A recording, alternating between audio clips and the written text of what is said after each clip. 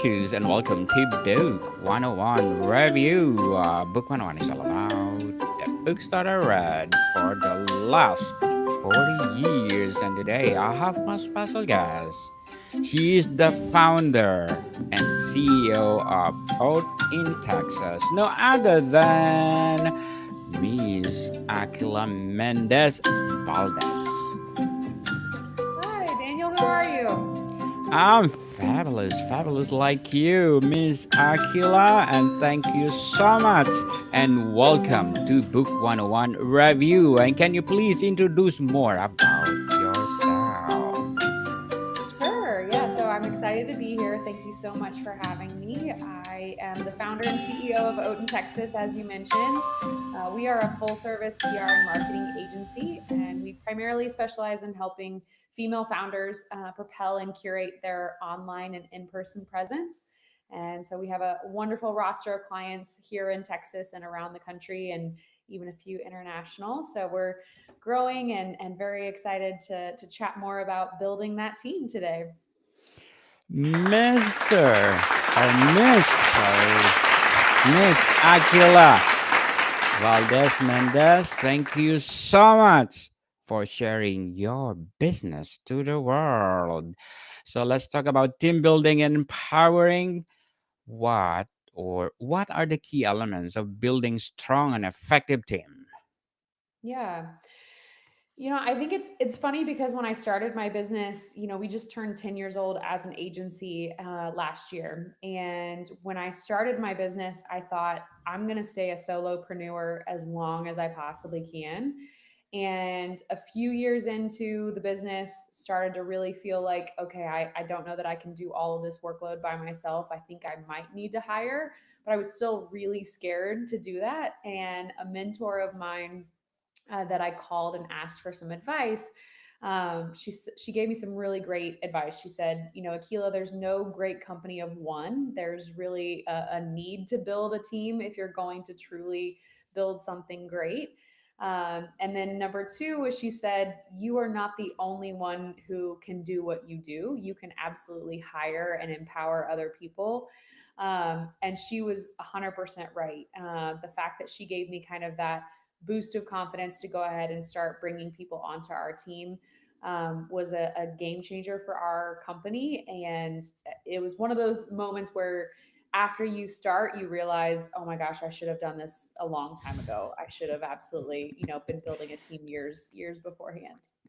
Definitely. And people don't afraid to commit mistake because mistake make you perfect in the future. But Hmm. make sure you learn from it. Right, Miss Aquila? So Yes. how does trust impact the success of a team? Yeah.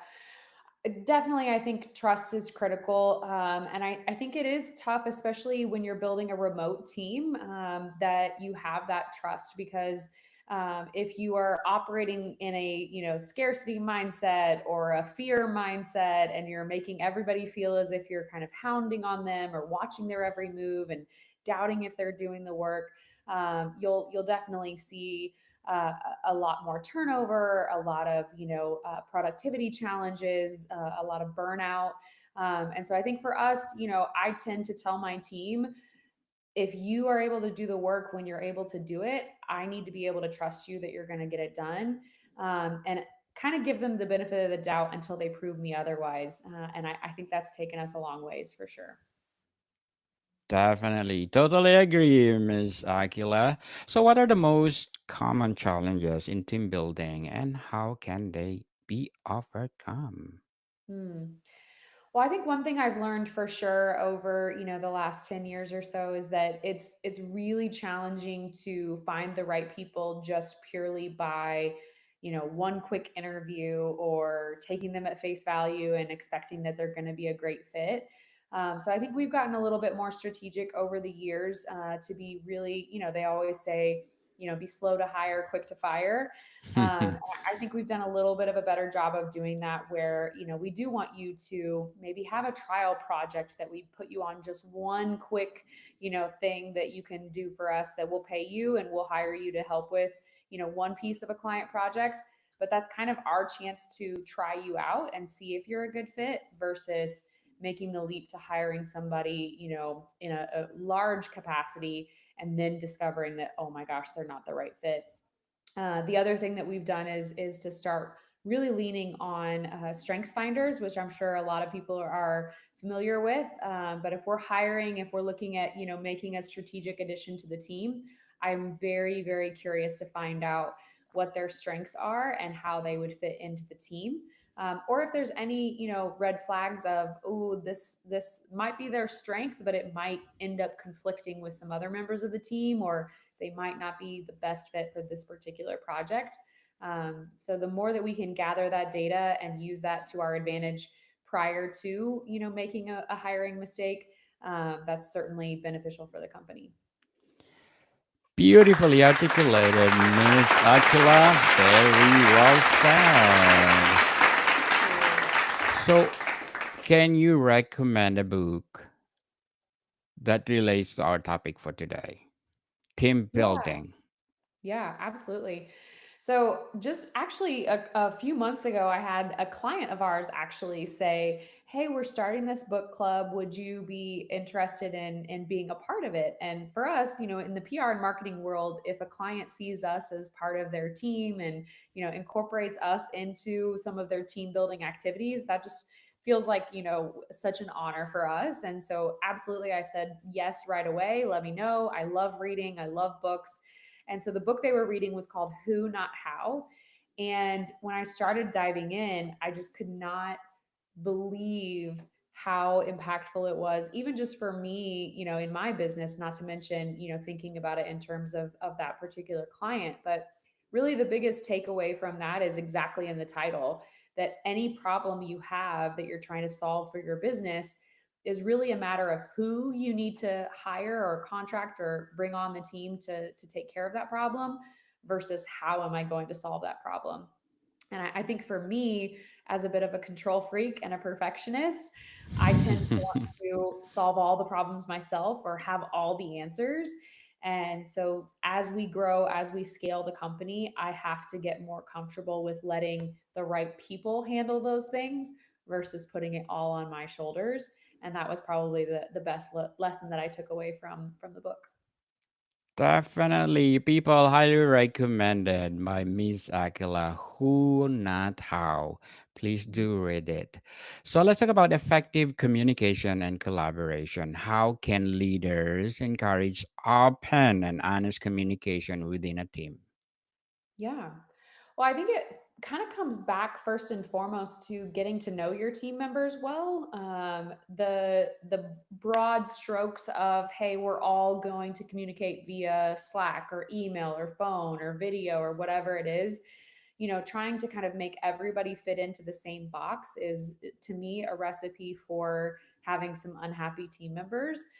You're never going to be able to please 100% of your team if you're making them all follow the same route. So again, kind of going back to strengths finders, one of the biggest things that came out of our team building retreat, that we tackled and handled a couple months ago was, there's some members of our team that want to collaborate and love to hear from people. And then there's other team members that need a little bit slower approach. They want to have time to digest information. If we're throwing new ideas or change at them, they need a little bit of time to kind of come around to that idea. So I think it's so helpful when you actually sit down and discuss those things with your team openly and make sure everybody's aware how Sarah wants to be treated and John wants to be treated, and everybody on the team should have the right to voice that for themselves and speak to what would make them the most productive. And then obviously the key past that is for everyone to respect that and be willing to try to do their best. You're not going to be perfect, but do their best to be able to accommodate that. Definitely. So, how does emotional intelligence contribute to successful teamwork?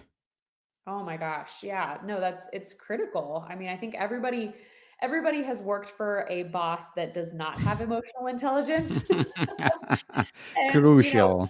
we laugh, but I'm sure in the moment you're crying, you're upset, it's frustrating, it's nobody enjoys that experience. And So, I'm certainly biased, but I think that's what women business leaders do really, really well is we have that emotional intelligence, to be able to understand, hey, it's just not a good day to push this employee. They seem like they're in a funk. What's going on? Let's check in with them. Let's make sure, like, is something happening where we need to know, what that person is struggling with in the moment, whether it's work related or personal, whatever it is. I think that having that emotional intelligence as a leader to treat your team as humans first versus, a cog in a wheel, again, builds that rapport, builds that trust, ultimately leads to more productivity, even if it means in the moment you need to be able to give your team a break or say, take a rest. I'm going to handle this from here. I got it. I'll handle it. That servant leadership is just, to me, the best possible route to go. Certainly. So let's talk about empowering and motivating others. What are the benefits of empowering employees rather than micromanaging them? Hmm.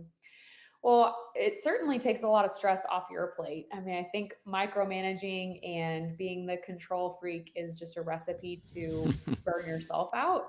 Yes. So I speak from experience. I certainly have had times in my career where I have tried to, overload myself too much. But I try my very best to see my role now as, strategic, high level business development. And if I get too much in the weeds, a lot of times I'm just, slowing things down, or I'm making things more complicated for my team.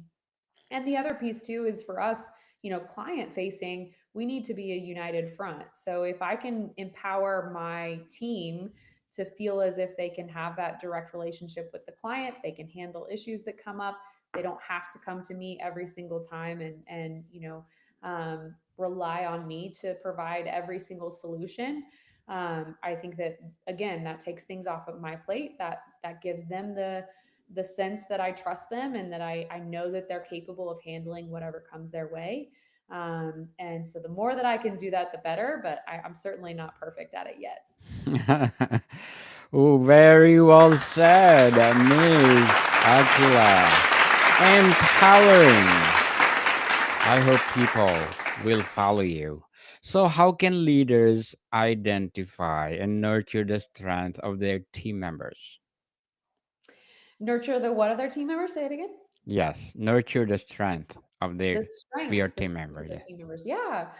Yeah. I think, again, it kind of comes down to asking, what do you see as your strengths, or if they have taken strengths finders, does this resonate?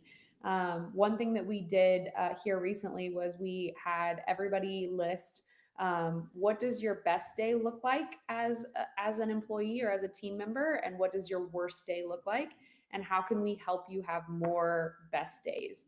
And so I think that was really enlightening for us that everybody has different versions of what that looks like. And if we can help them understand where their strengths play to creating more best days, and how we can help reduce the worst days because we're not asking them to step into, a weakness or an area that they don't feel confident in.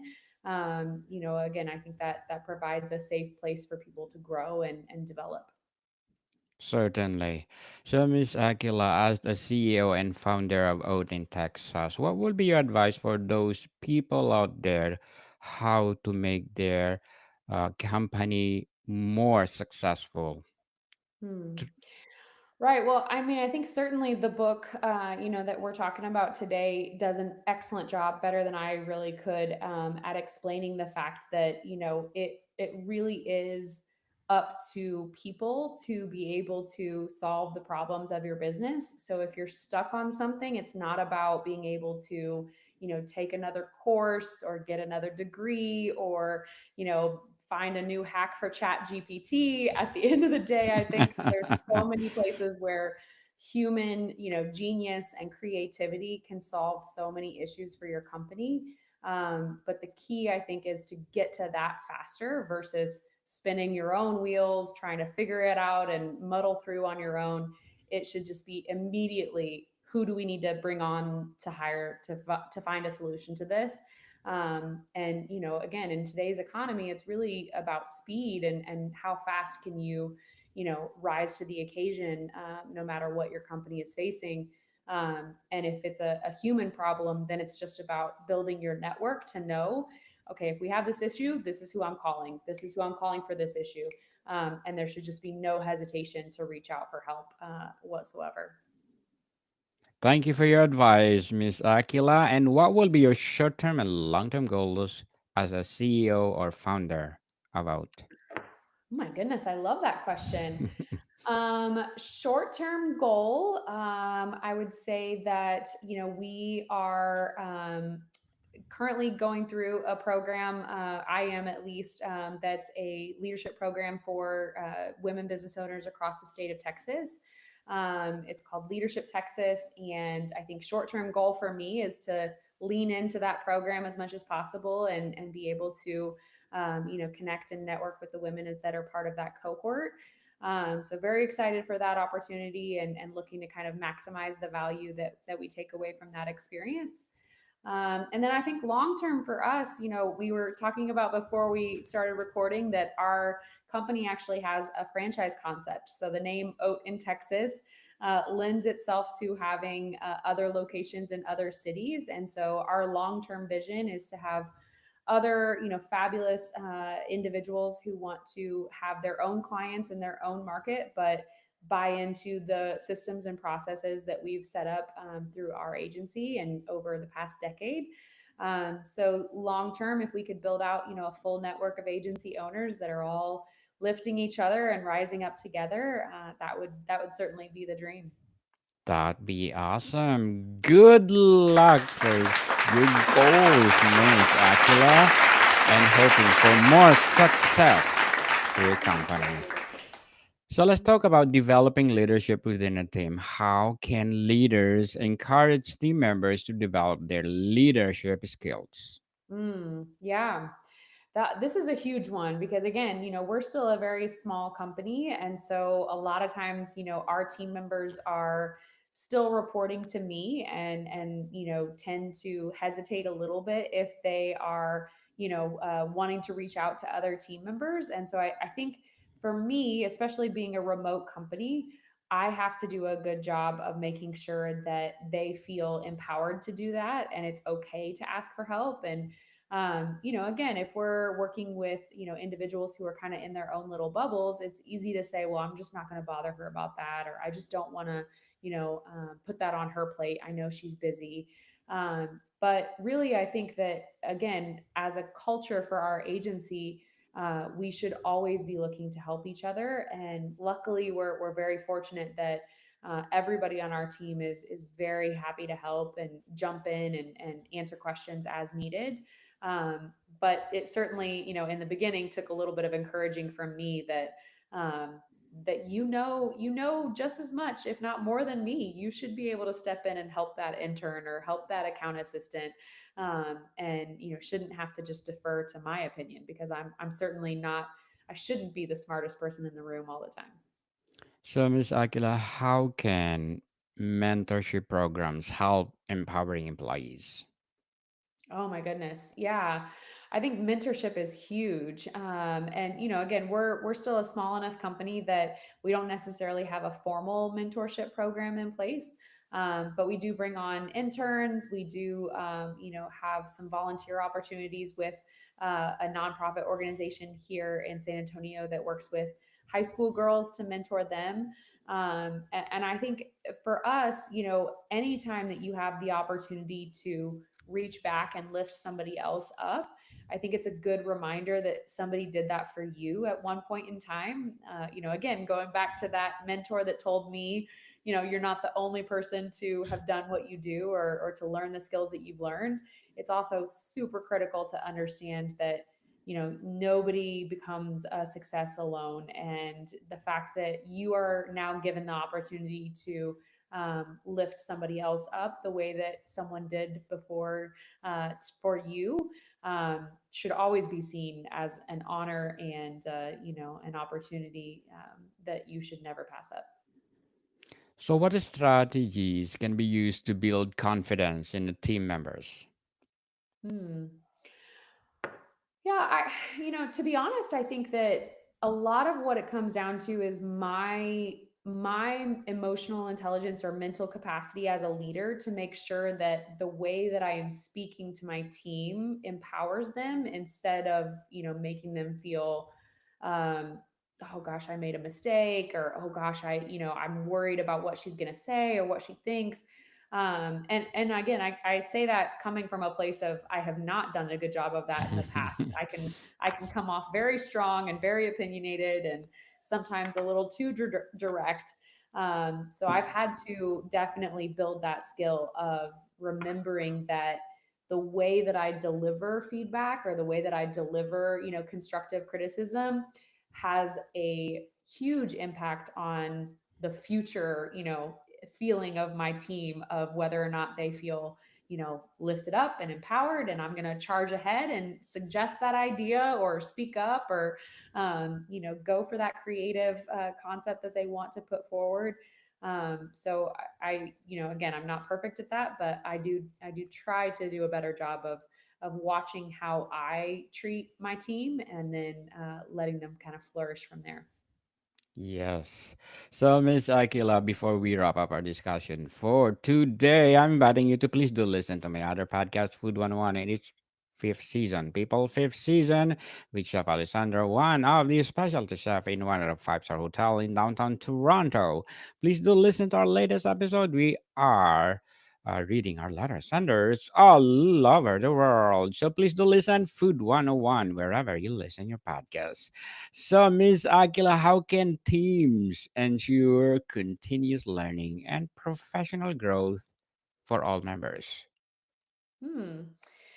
Yeah, I think, it kind of starts at the top. I think when I share, with my team, here's what I just read, or here's this great, video that I saw, or here's this course I just signed up for, or hey, I'm going to this event. I think it's going to be really exciting. Anytime that I share that kind of stuff, I think, again, it builds that culture of continuous learning and encourages my team to share when they see something and when they, have something that they want to bring to the group and discuss. We also have that as part of our, weekly staff meetings. We call that section of our, weekly staff meetings "What's Working," and it's just an opportunity for them to share, what did you see over the last week that you want to talk about, or you want to discuss, or you want to, share a high point or low point, or hey, I'm struggling with this. So again, giving us a structured set time to always bring that to everybody's, forefront of their minds, has been great for our team to share and collaborate, and kind of develop that culture of we should always be improving and learning and seeking out additional information so we can do a better job for our clients. Miss Aquila MendezValdez, founder and CEO of Oat in Texas. Thank you so much for sharing your talents to the world. So, can you please invite our listeners to support your business? Sure. Yeah. If you're interested in connecting, we'd love to chat. Our website is hitpr.com. And then our social channels, pretty much everywhere you can find us, we are at Oat in Texas. And we would love to chat and answer any questions or just talk books. Yes. Yes, people, let's support Miss Aquila Mendez Valdez, because if you support her, more and more empowering business to come. So, Miss Aquila, thank you so much for your time. Thank you, Daniel. It was a pleasure. More to come, people. See you soon.